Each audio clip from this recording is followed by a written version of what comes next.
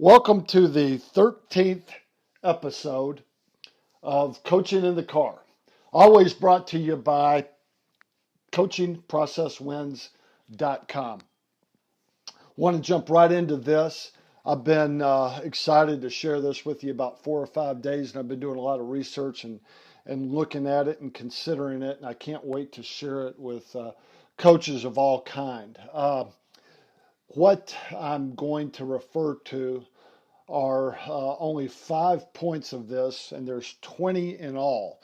So I'm going to do a four-part podcast on the winning edge. Now, I'm not referring to Bill Walsh's book, Finding the Winning Edge. I'm actually referring to a football coach, a head football coach that came between Bud Wilkinson and Coach Stoops, currently the head football coach at Oklahoma. And you're thinking, well, that must be Barry Switzer, Chuck Fairbanks. No, Jim Mackenzie was a 1 year head football coach at the University of Oklahoma. And if you know anything about the history of University of Oklahoma, Bud Wilkinson put together a string of wins that were just all time in terms of win streak. I believe the University of Miami finally broke that. I'll have to check my history, but it's not important to what we're talking about. But the annals of University of Oklahoma football are long and historic in what they've done. But there was a 1 year football coach in 1966. His name was Jim Mackenzie. Unfortunately, after only 1 year, Coach Mackenzie passed away. I've got two conflicting stories. He collapsed and died of a heart attack playing racquetball soon after the season, and another says that after coming home from a recruiting trip, he collapsed and died in his home. Nonetheless, Coach Mackenzie served as one year at the University of Oklahoma as the head football coach. Some of the history of Coach Mackenzie, he actually played for Coach Paul Bear Bryant when Coach Bryant was at the University of Kentucky. I would say that was a great resource for Coach Mackenzie coming up in terms of a goal one day of being a football coach and a head football coach. Then he was on the staff of the great Frank Broyles at the University of Arkansas. Now, if you ever want to go back into history and look at some of the assistant coaches that Coach Broyles put out into the history of all of college football, it's a who's who of people that were under Coach Frank Broyles when he was at the University of Arkansas. We're talking about Barry Switzer. We're talking about Jimmy Johnson. We're talking about Ken Hatfield. Coach Mackenzie was one of those, and I'm stopping short just not to belabor the point that Coach Mackenzie was sandwiched between two of the great all-time head football coaches at any level in Coach Paul Bear Bryant and Coach Frank Broyles.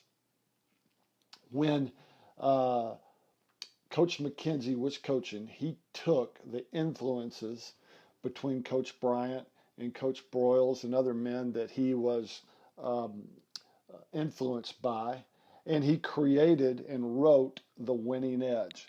And essentially it was 20 tenets or maxims, if you will, of winning football. What's it take to win a football game? What's it take to be successful in the game of football? What I want to do in this episode 13 is just go over the first 5 from the winning edge. As I detail each one of them, I just want you to think, and I want to consider, would they win in 2017? So you taking on your first job, you already in a job, and you want to consider the things that worked for great men like I've already spoken of. Do these 20 tenets from The Winning Edge by Jim Mackenzie still pertain to winning football today? I think they do. Let's see. Number one, play the percentages. That's pretty self-explanatory and doesn't need a lot more commentary. Play the percentages. Uh, what are you supposed to do on fourth down? There's a lot of analytics out there that are saying you should go for it no matter where you are on the field.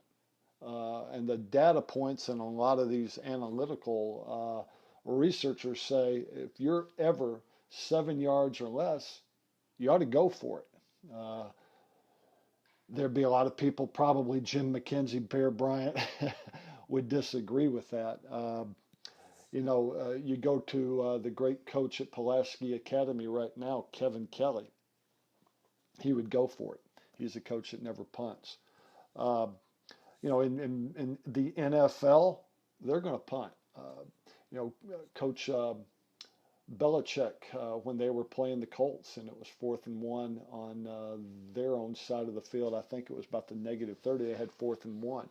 They went for it and they didn't get it, and allowed the Colts to just basically run a couple plays, kick a field goal, and win the game. And what Belichick was thinking was, if I punt it, this is when Peyton Manning was a quarterback with the Colts, Manning's going to drive the field, get them in field goal position anyway. If I get the first down, not playing the odds, which he thought were his odds, then uh, uh, he would win the football game. So you ask Coach Belichick, Bill Belichick, in that situation, he was playing the percentages. So the number one tenet of the winning edge is play the percentage. Play the percentages. Number two, avoid losing first. Couple of things on that. Defense. Play great defense. Play a great kicking game. Then do what you can offensively. 4 of 5 games are lost, not won. Now these are all, again, avoid losing first. Make them earn it. Play mistake-free football. Mistake-free football wins. And that all, again, goes under avoid losing first. I'll probably butcher the saying, but, and I think it even says this in here, more games are lost than are actually won. It's how you eliminate the mistakes. So tenet number 2 is avoid losing first. Number 3, play field position football. This one probably could be debated, probably more voraciously than any other. We're in an age of offense, wide open, wheeling, dealing, aerial assault.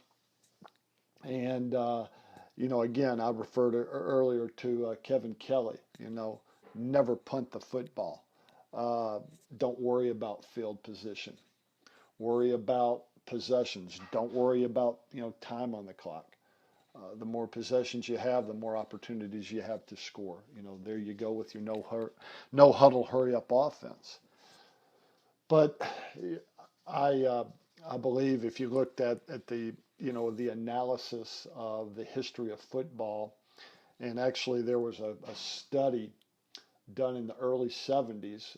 Actually, he played for Coach Bill Walsh. Virgil Carter played for the Bengals when Coach Bill Walsh was an assistant there, and he did an economics study on the entire history of the NFL. And when teams take over inside their own 20, the chances of them driving and scoring are astronomically more difficult than when they take over or they get the ball between the 40s.